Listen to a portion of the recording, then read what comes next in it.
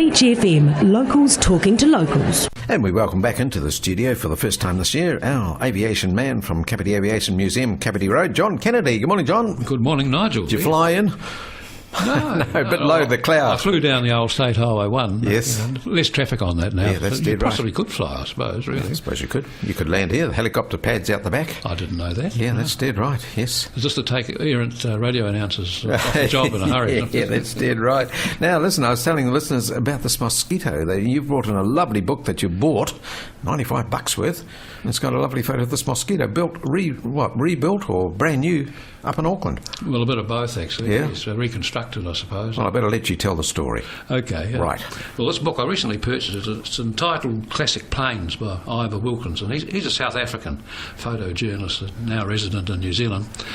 And his book, which I brought in with me, you listeners can't see this, but Nigel and I can. But it's A4 size and 432 pages volume. It's resplendent with dozens of wonderful colour images. And I've yet to read a better book that traces the history, the rebuilding and the restoration of classic aircraft prominent in New Zealand's past. And my gosh, there's been some pretty wonderful aeroplanes in our past. And I discovered the book here in Paper Plus. That's free, Paper Plus, by the way. Yeah, that's okay. $94.99. I thought, yes. I'm not going to spend $94.99. It's a wonderful book. No. Yes. No. You can have a flip through it as long as you can in the bookshop before we get told to move on, John. Right, yes. But anyhow, my beloved gave me I don't think she had the thought in mind that this is what I was going to do with her $30 voucher, but the $95 reduced to $65, and I thought, well, that really is affordable, so now I've got one. Of particular interest to me was that art section in the book covering the restoration and rebuild of a de Havilland mosquito. And as a schoolboy in Blenheim in the late 40s, I remember them quite well. In fact, I was coming home from Redwood Town School, some people may know of, your listeners. We walked to and from school in those days, unlike today. And anyhow, I heard this faint sound, and all of a sudden there was a roar of 4 aeroplanes flying line astern down Weld Street in Blenheim. And I almost flattened myself to the ground along with my very nervous schoolmates.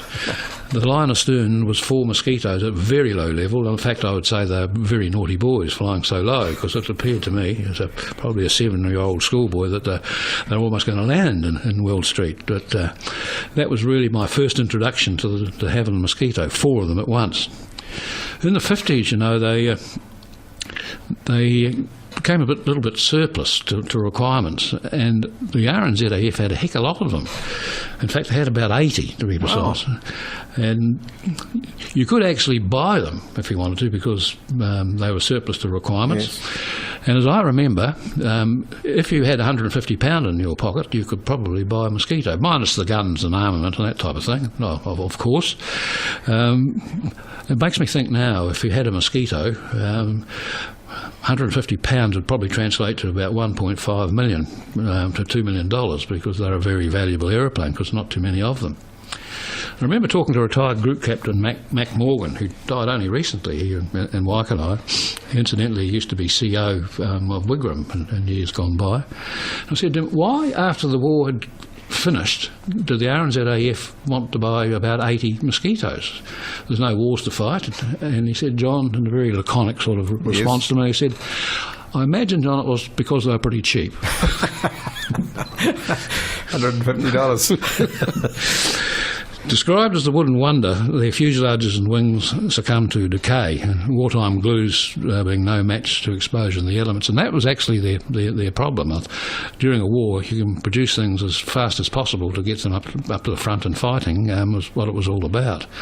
But that was really the demise of the aeroplane. I remember reading the 80 that came out, or some came from Australia, but the vast majority of the 80-odd that the RNZAF had were flown out from England, and some of them actually started to delaminate with the glues, and some of them didn't make it. They're essentially built of 3 skins of wood, birch, balsa and birch in that order, and they were laminated over 2 complex wooden moulds, each representing the left and the right halves of the fuselage.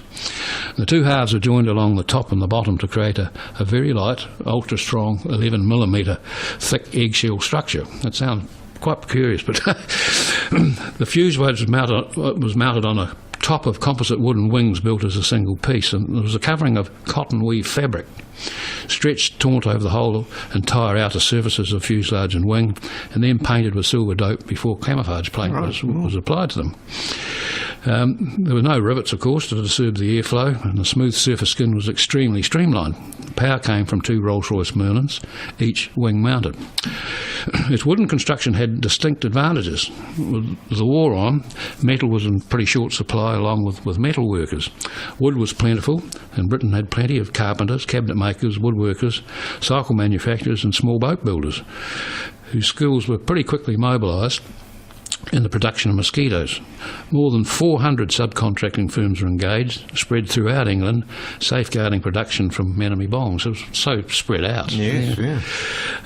It flew for the first time in November 1940, just 11 months after design work began, and that's a remarkable achievement. I suppose war does push things along a wee bit.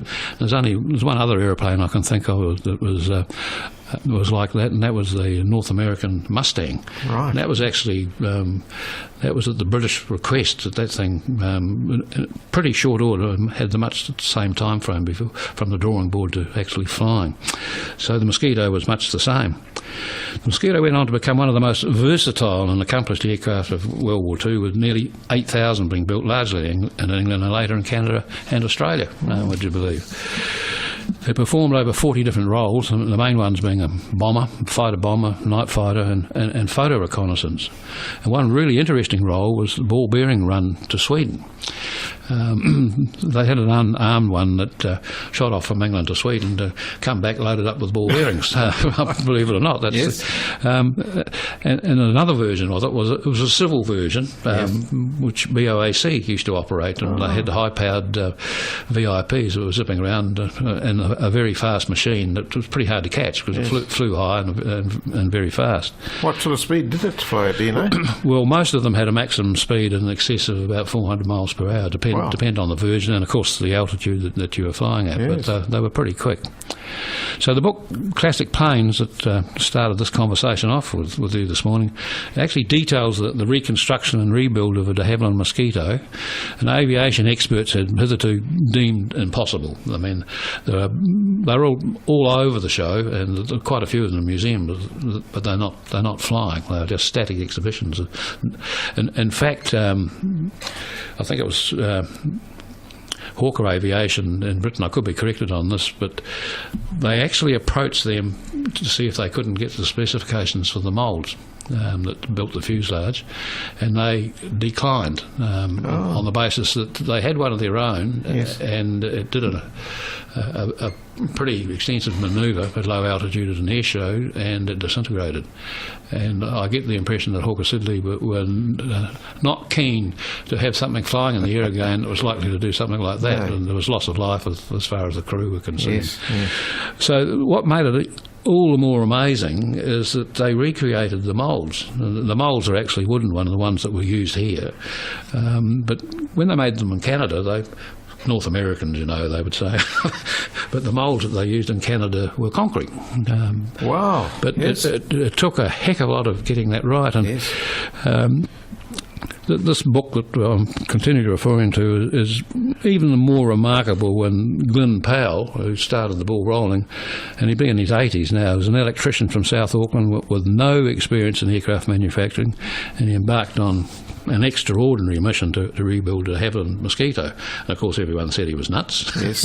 It's impossible. Everyone knows that it's impossible. And starting with the moulds for start off, because how the heck do you build the moulds when the now owner of de Havilland's not prepared to give you any information?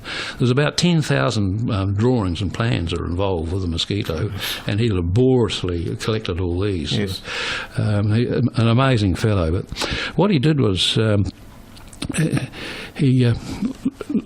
fellow actually found out about what he was doing and called him. His name was Chris McCullen, and he was a boat builder in Auckland, a well-known boat builder up there. And people told him to go away. I mean, the guy's nuts. This will never happen. And he got very interested in it, and really was the inspiration and the expertise in designing and building the moulds, which is the kernel, if you like, of the whole program. And eventually, of course, AvSpecs of Ardmore, and they're well known in rebuilding classic aeroplanes. They came into the picture and they did the fit out. And of course, it excited the interest of an American, a multi-million American buyer, Jerry Yagan, who's well known in classic aeroplane circles, and he couldn't actually believe what was going on. And of course, then he wanted to buy it, and it was the subsequent owner of the aeroplane that was subsequently built. So Mosquito KA114, as it is known, took to the air in 2013, which raised eyebrows right around the globe, because it was the only one flying in the world. Nobody was more appreciative than its now owner, Jerry Yagan, and he declared, "One of the best kept secrets in the world is that craftsmanship and workmanship you have here in New Zealand is unbelievable. You have some talented can-do," that sounds American, doesn't it, can-do type people in New Zealand. There are no other flying mosquitoes in the world. I suspect that after other collectors see this one flying, they'll be making trips to New Zealand. Right. And I believe they have. I think, as I understand it, there's another 2 or 3 underway. Right. So is it flying still in America? Yes, it is. Yes. Yeah. So around to air shows and things like that? Yeah. Well, actually, I made a special trip over to Wings over Wairarapa when it was doing the rounds of the air shows in New Zealand, and boy, did they give the viewing public, I myself and a number from the museum that went over it, and it really gave a wonderful display, and the public there that really appreciated that. And one of the closing sights of it was they had it lined up with the P-51 Mustang. I think there was a Kitty Hawk in there as well. And all these V-12 aeroplanes roaring over, and particularly the sound of a Rolls-Royce Merlin there's no other sound like it. Right. The only thing like a Rolls-Royce Merlin is a Rolls-Royce Merlin.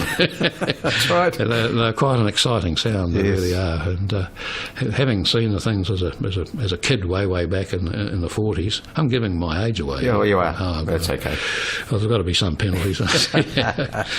So there we are. Just goes to show how clever some people in New Zealand are. And that gentleman's still alive, is he? Yes, up in Auckland? Yes, I understand. Still building them?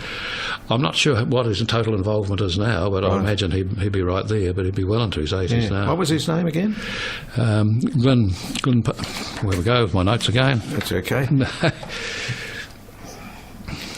Because he'd be in great demand, I should imagine, with all the plans and specifications he's got.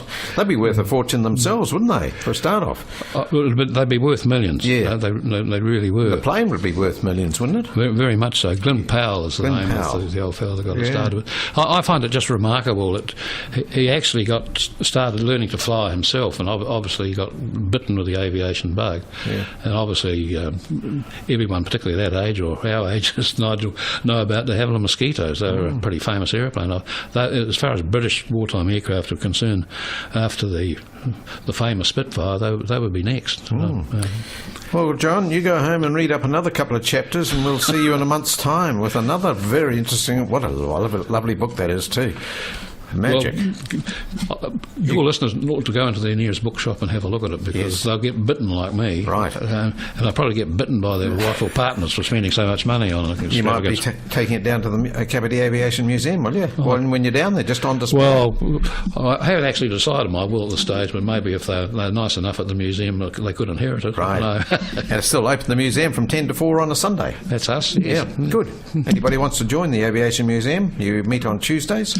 Tuesday mornings, except the third Tuesday in the month, where we meet on Tuesday evenings at 7:30. So you want to natter about aeroplanes, you'll be very welcome. Lots and lots of stories, some long, some short, and some, I guess, a bit stretched. John, thank you very much for your valuable time again today. It's John Kennedy from the Kapiti Aviation Museum. 106.3 Beach FM.